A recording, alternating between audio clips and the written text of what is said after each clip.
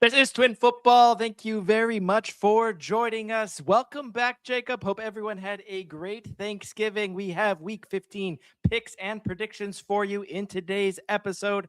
Our return to the full slate of NFL games with only 4 weeks to go. With so many playoff implications this week, let's go ahead and dive straight into it, into the NFC South Thursday night matchup where the Atlanta Falcons take on the Tampa Bay Buccaneers. Jacob, ask me, how bad are the Atlanta Falcons? How bad are the Atlanta Falcons, Adam? They are so bad. They have the same number of wins in Mercedes-Benz Stadium this year as the Georgia Bulldogs. Jacob, ask me how bad the Atlanta Falcons are. How bad are the Atlanta Falcons? They are averaging less than 3 third down conversions per game. That's how bad the Atlanta Falcons are. Jacob, ask me how bad the Atlanta Falcons are. How bad are the Atlanta Falcons? They employ Zach Robinson as their offensive coordinator. That's how bad the Atlanta Falcons are. I don't know why this guy still has his job. Let's go back to the game against Seattle last week. Okay, we're going 13 minutes left on the clock in the third quarter. So just over one half of football. The Atlanta Falcons outgained Seattle 175 yards to 116 yards. 27 offensive plays the Atlanta Falcons defense played against Seattle. Of those 27 plays, 16 of them went 3 yards or fewer. They had 2 sacks. They had a pick. The turnover margin was 0 because they also had a fumble on the offensive side of the football, of course. But how in the world can you have those stat lines in the third quarter and be losing by 7? It just doesn't make any sense. It means you're not capitalizing. You're making a lot of mistakes, stupid penalties, stupid turnovers, and you're not able to punch the ball in, and you're settling for field goals like they did consistently against the Seattle Seahawks. Now you travel to the Tampa Bay Buccaneers, a great series over the last couple of years, 32 wins for each of these teams in the history of this divisional rivalry.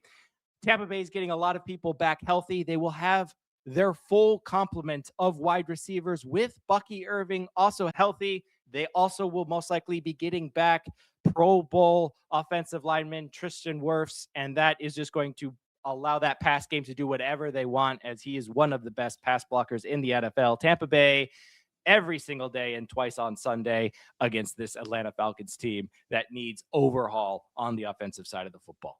Yeah, the Buccaneers have fallen off from starting the season so strong. A lot of people even picking them as a Super Bowl favorite early on in the season. I do think that this is a good pump-up game to get them back on track in a timely one, and I see them taking the dub easy in that one. Yeah, Tampa Bay, 1 win in their last 5, looking to bounce back here, just like the Bears here as they push to stay atop the NFC North. Who do you got in this one as they host the Browns? The Browns are coming off a close loss against a bad Titans team. Offensively, you have to say the Browns were the better team, but they let Pollard break out for a couple huge runs, really uncharacteristic from that defense who's been so good in the run defense. And the offense had some untimely turnovers that really cost them. Shadeur looked pretty solid, though, albeit against a bad Titans team. And he's been named starter for the rest of the season by Kevin Stefanski. It's crazy that the Browns had 5 quarterbacks to start the season, and they're going to end the year with a 5th-round pick as their main guy.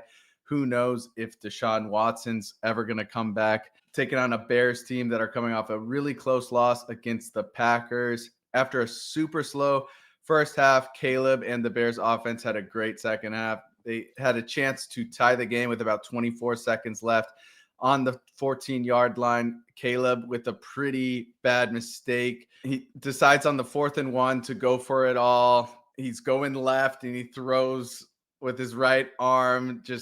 He's not Patrick Mahomes, and he went for it anyway. Didn't get anywhere close to the receiver. Threw it right to the cornerback of the Packers. He had DJ Moore wide open for an easy conversion. Even though it was in the middle of the field, they have 2 timeouts. You take the timeout, you get the first down, you go again with about 20 seconds on the clock still. Who knows if he breaks 1 tackle, he's in the end zone also. Just a really bad mistake by a quarterback that still has a long way to go, in my opinion. I think he's been much better this year, but he's still got a long way to go. Those are the make or break moments that decide if you're a good quarterback or not in this league. Caleb Williams and that O-line has done a lot better than last year, though, with taking sacks. But Myles Garrett will have his eye on the sack record. He just needs 3 more to set the record. And he knows that Bears offensive line can be shaky at times. I do have the Bears winning this one, but I got Myles Garrett taking a couple sacks in the loss. Yeah, as long as they don't triple team them like the Titans did last week, that's really what you got to stop. And they were able to put up 31 points on that Browns defense. We'll see if the Bears can do that. Expect cold weather, just like the Baltimore Ravens traveling to Cincinnati to take on the Bengals. Also expect a lot of points in this one. Both of these teams are bottom 6 in the NFL in terms of explosive pass plays down the field. Joe Burrow in the media said this week that he is only looking out for the wind in this game. He doesn't really care how cold it's going to be, but it will be in the single digits for most of this game. But Joe Burrow has thrived in the cold in his career. There isn't a quarterback since 1955 that does better in December and onward than Joe Burrow. Completion percentage, QBR rating, yards, all of it. Joe Burrow since 1955. He puts up numbers. We saw it last week against Buffalo. Yes, he had those turnovers late, but he was putting up numbers going into that fourth quarter.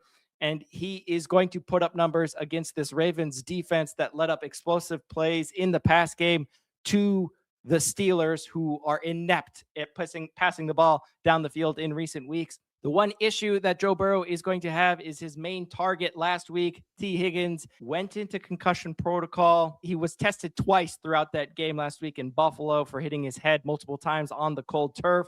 He was allowed back into the game every single time and now is in concussion protocol. It will be a very bad look if he rolls out in single degree weather on a cold turf as well.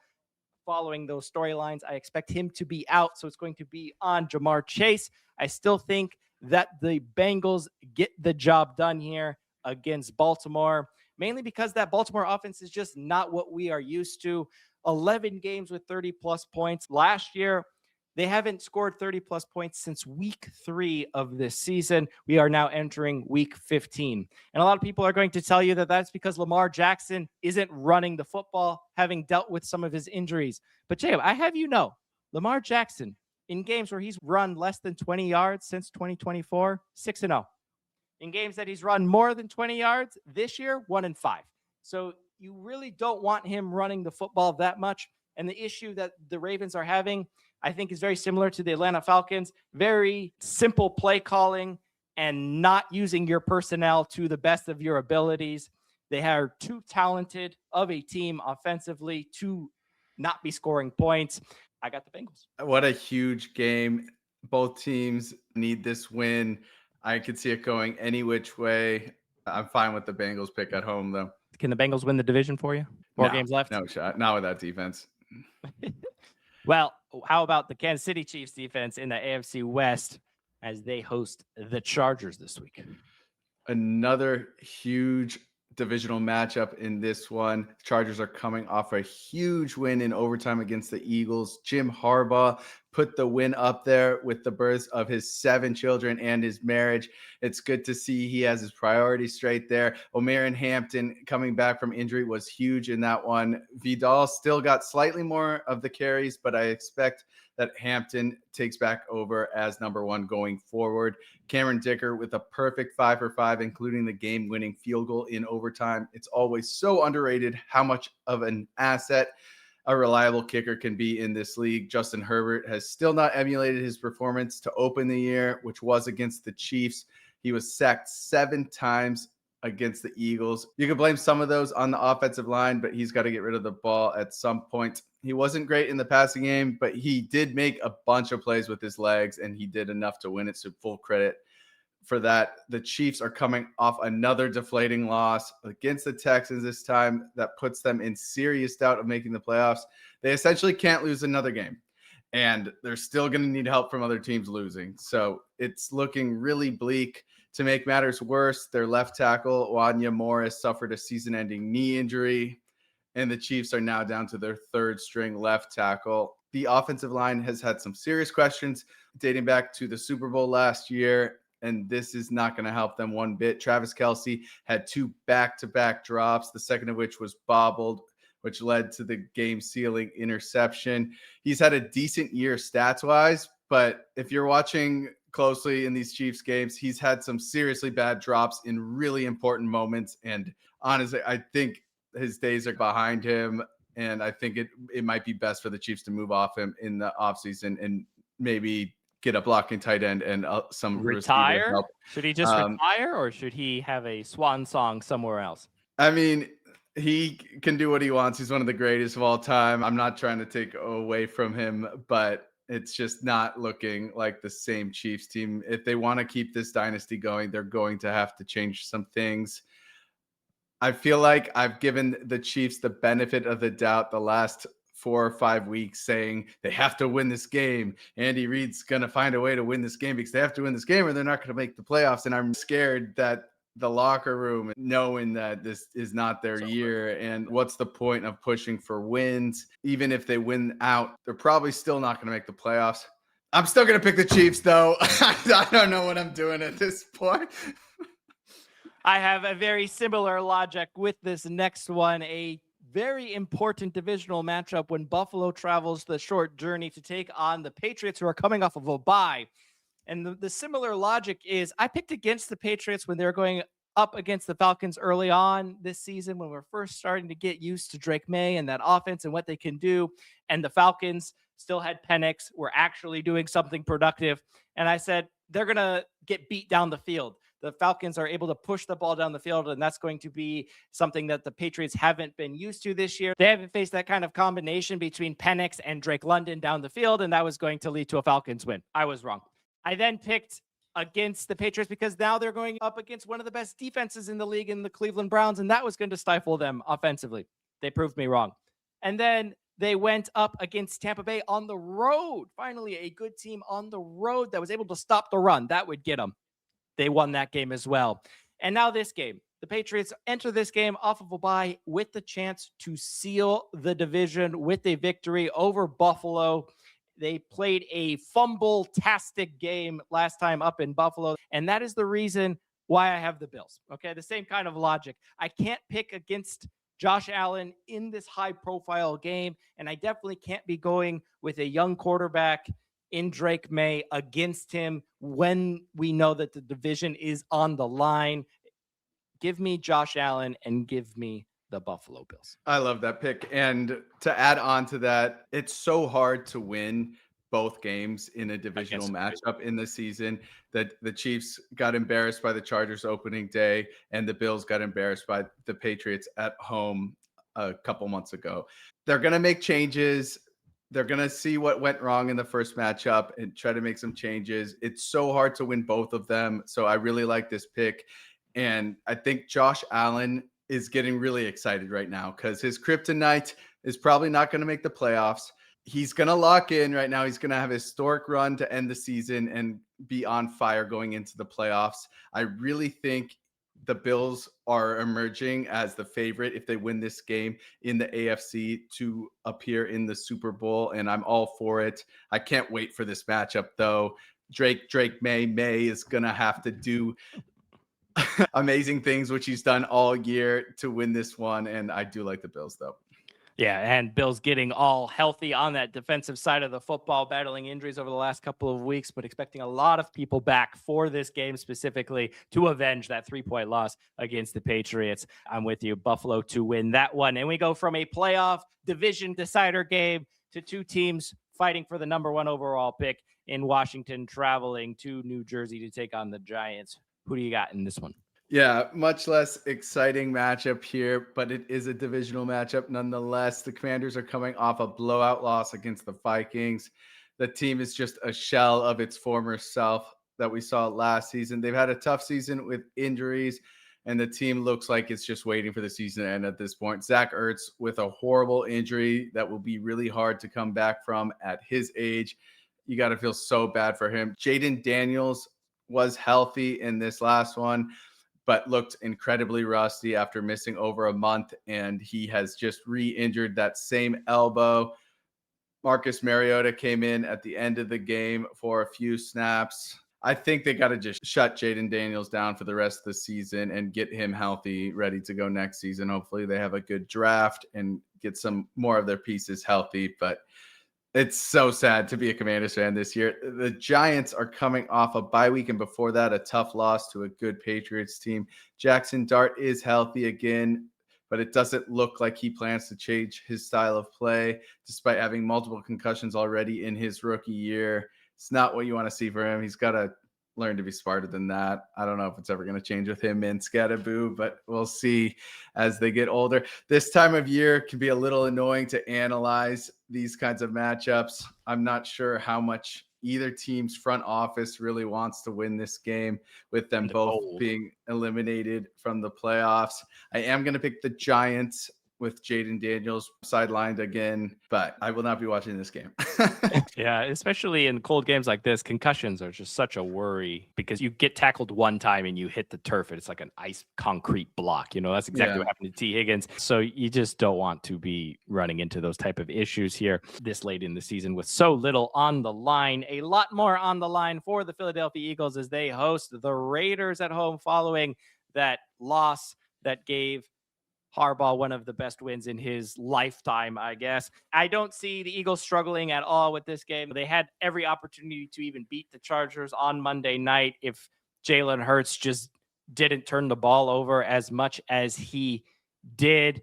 He has two great Super Bowl performances against Patrick Mahomes, in my opinion, outplayed Patrick in both of those games, obviously winning last year over the Chiefs. But another statistic that's going to be tagged to his legacy is he is the only player in NFL history to turn the ball over twice in a single play after throwing a pick, recovering then fumble, and then fumbling himself.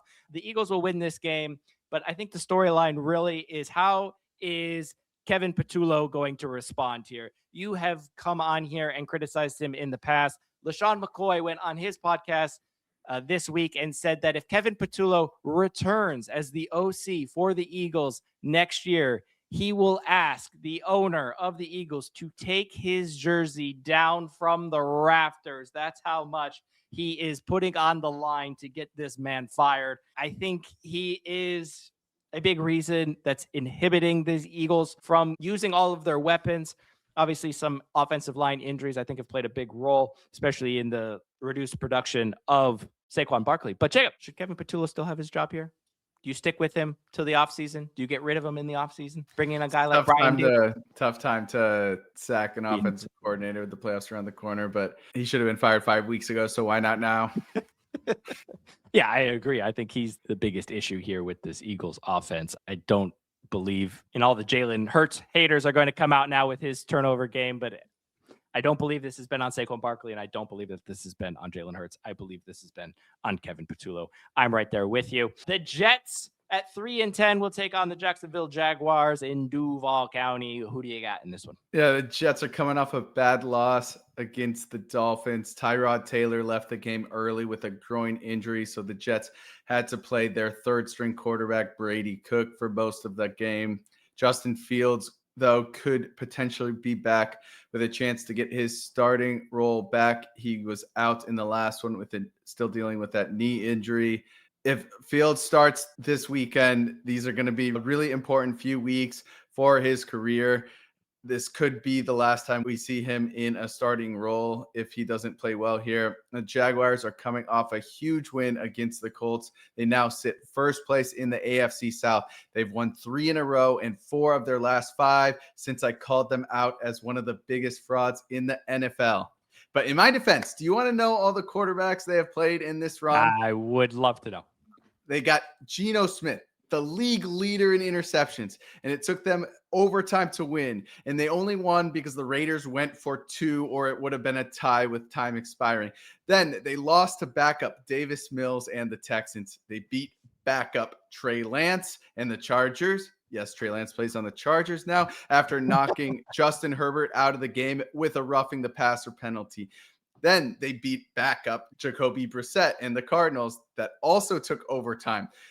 Then they beat starter, albeit Cam Ward and the worst team in the league, Tennessee Titans. And this last week, they beat backup Riley Leonard and the Colts after injuring Daniel Jones. They should really look into this team. They've knocked out 2 quarterbacks in the last 4 weeks. Hey, Sean Payton would be proud. Yeah, he would be. So I'm sorry I called you out, Jaguars, but I'm sticking with it. The Jets are going to win this game. You're still, I don't know how you're first in the AFC South. And that's all I have to say. Yeah, what a trick the Jets are going to play here. Jaguars have been beating up on backup quarterbacks, so you put your backup quarterback before this game, and then when he gets hurt, you put in your starter. So really, you're putting in your starter instead of your backup, and that's how you beat the Jaguars. Go Jets. I agree. I love it. They did beat backup Jacoby Brissett, who has been playing well. You must give him credit. No one has thrown more passing yards since week 11 than Jacoby Brissett, but it goes against the best defense in the NFL in the Houston Texans. And the Texans' schedule, they sit here at 8-5, but it has been brutal, their schedule. They've played 7 current playoff teams, including the Jacksonville Jaguars twice, which means 8 of their 13 games so far have been against current playoff teams. That is a very tough schedule. They'll be happy to see here the 3-10 Cardinals with a backup quarterback, Will Anderson, and that defensive line is going to tee them up. I like the Texans here comfortably against the Cardinals. Yeah, what a run. They seemed dead in the beginning of the season. CJ Stroud gets injured. Davis Mills gets them a few wins. CJ Stroud comes back better, way better after the injury than before the injury. Offensive line plays better. Yeah, you got to be happy for them. Next up, we have one of the games of the weekend, the Packers taking on the Broncos. Packers are coming off a huge win against the Bears to take first, and they knocked the Bears from a first-round bye all the way to the last wild card spot in the NFC. Matt LaFleur and Ben Johnson look like they are starting a nice rivalry against each other. Another game where the Packers showed how complete they are as a team. The pass game, the run game, and the defense are all super solid when they're all healthy. Another team that's pretty well-rounded is the Broncos, coming off a solid win against the Raiders. The score at the end of the game looked a lot closer than it actually was. The game was essentially over before the fourth quarter started. When Bo Nix doesn't turn the ball over, this team looks so solid. Pat Surtain coming back healthy has been amazing for the secondary. He's the best cornerback in the NFL for me. I do have the Packers winning this one away, but I could see this one going either way. Yeah, what a matchup this is as 2 teams ahead trying to get to the top of their conference. If Green Bay does pull off that win, then all the pressure will be on the Rams to keep pace there and keep their number 1 spot atop the NFC conference. That number 1 seed so important. This game, to me, when I saw it, I think is the game of the week because of the importance and what I think is tied to this game. This reminds me a lot, for all you college football fans, of the Indiana-Ohio State Big Ten championship game. Why? Because not only are you battling here, if you're the Rams, for that conference title, so to speak, but in their case, the first seed, number 1 overall seed in the conference going into the playoffs, as well as they're fighting the Seahawks for the division title and need to keep pace there. They also have a Heisman/MVP candidate in Matthew Stafford. If you look at the 8 quarterbacks that have thrown for 45 touchdowns in a single season, 7 out of the 8 had went on to win the MVP. The only one who didn't was Drew Brees, and that's because in 2011, Aaron Rodgers also threw for 45 and won the MVP. Matthew Stafford projected for 46 touchdowns this year. He also only has 4 interceptions, which leads all quarterbacks who have played 10-plus games in the NFL. And this game, I think, is his Heisman moment, so to speak. With a win here, you obviously are controlling your destiny in your division, but also in the conference. A loss for the Rams could do exactly what happened to the Bears last week. The Rams will go from first place in the conference to potentially 7th place if the other teams went on and won. 1st to 7th in one game. For the Lions, on the other hand, a loss here basically knocks them out of the playoffs. They will basically be unable to win the division as well with a loss here.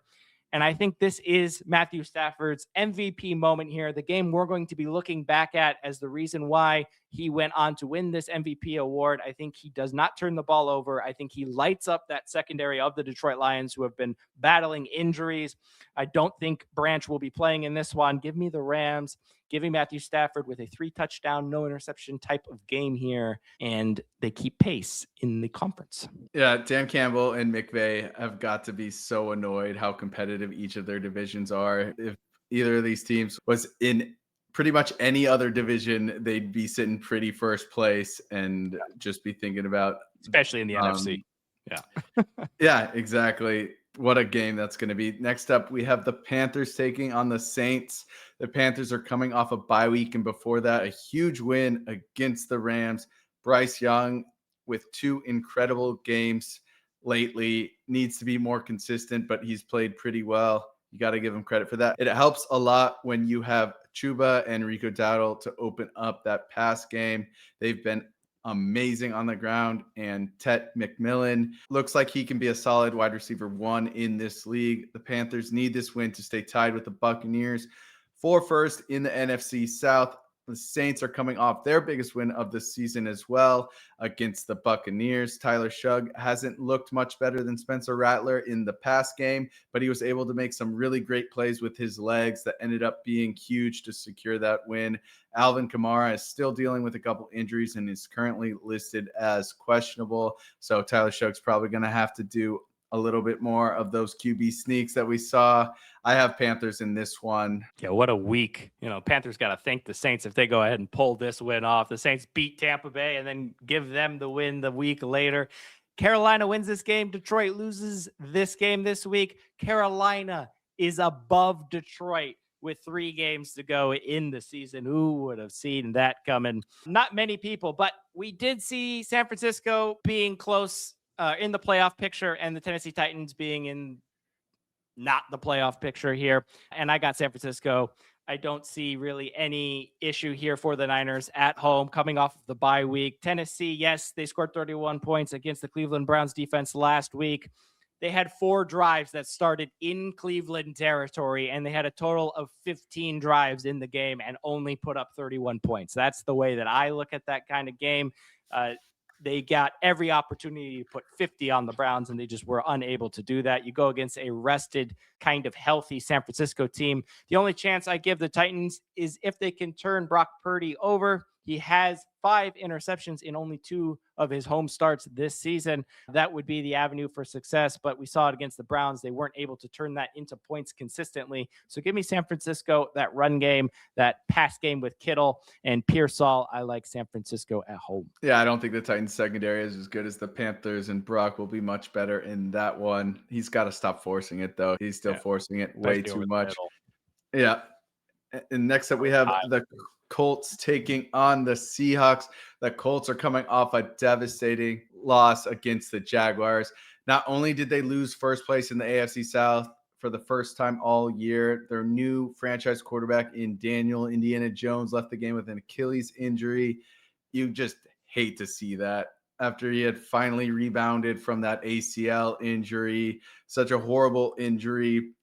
And then he finally recovers from it, and he has one of the MVP type start to the season. Yeah, and he has the arguably second worst injury you can have if you're a pro athlete. So I hope he recovers quickly, and that's just really sad. With Anthony Richardson still injured and still not a great option, even if he was healthy, the Colts have unbelievably signed Phillip Rivers to the practice squad, and he went all Phillip Rivers. Sorry, I had to. I never would have guessed that I could say that again, and I can say that. He's 44 years old. He's coming out of retirement to potentially take the starting spot of a playoff team in 2025. That was not on my bingo card. I'll be honest, I'm not expecting much out of this signing, but man, is it an interesting storyline. At the end of the day, the Colts still have Jonathan Taylor and a really solid defense. So there's still hope for them to retake the less competitive AFC South. You know how low we are on the Jacksonville Jaguars. So I could honestly see that happening. But man, Phillip Rivers hasn't played a game since we were all in shutdown and COVID. So yeah. the He comes Seahawks. back to the press conference and he's surprised that there's no Zoom press Yeah, conference that was a anymore. good That's opening how line. long ago he has been in press conference. Man, what a great storyline.